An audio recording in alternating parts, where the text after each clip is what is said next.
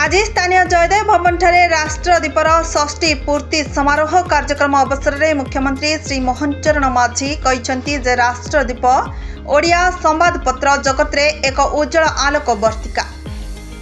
राष्ट्रदीप परी राष्ट्रीय विचारधारा पोषण करुथिबा गणमाध्यम भूमिका आज समाज पई अत्यंत गुरुत्वपूर्ण। राष्ट्रदीप परी गणमाध्यम जेते सक्रिय मुखर शक्तिशाली और प्रभावशाली हेब ताहा देश और राज्य पई कल्याणकारी हेब। मुख्यमंत्री यह मध्य कहिथिले जे ओडिशा रे गणमाध्यम और सांबादिकक समस्या प्रति मु और आम सरकार अवगत अछु।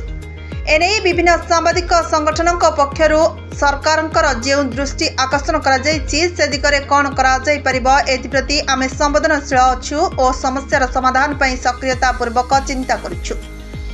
एही अवसर में अभिभाषण रखी मुख्यमंत्री कहथिले सांप्रतिक अभिदमय राजनीतिक परिस्थिति रे राष्ट्रवादर शिक्षा को प्रज्वलन करिबारे राष्ट्रदीपर परी स्वरर अत्यंत आवश्यकता रही। समाजर जागरण और सचेतनता आनिबा गणमाध्यम प्रमुख कार्य एवं गत 60 वर्ष हैला राष्ट्रदीप एही कार्य निरंतर करि आसुछि। एही अवसर में अभिभाषण रखी मुख्यमंत्री कहथिले सांप्रतिक विभेदमय राजनीतिक परिस्थिति रे राष्ट्रवादर शिक्षा को प्रज्वलन करिबारे राष्ट्रदीप परी स्वरर अत्यंत आवश्यकता अछि। समाज रे जागरण और सचेतनता आनिबा गणमाध्यम प्रमुख कार्य एवं गत 60 वर्ष हैला राष्ट्रदीप एही कार्य निरंतर करि आसुछि। गणमाध्यम समाजर आखि और कान परी कार्य करिथाय।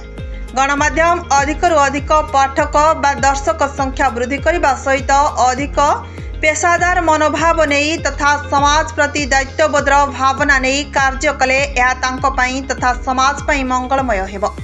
समाज कौन चाहुछि विशेषकर सरकार ठारू यह कौन आशा करुछि एसबू गणमाध्यम रे प्रतिफलित होइथाय बोली मुख्यमंत्री कहिथिले।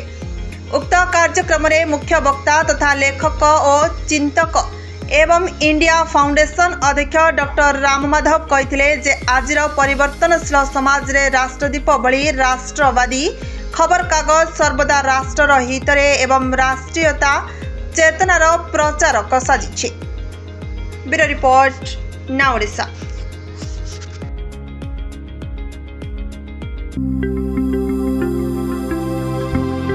लेटेस्ट न्यूज अपडेट पाई www.naodisha.com को लॉगिन करंतु।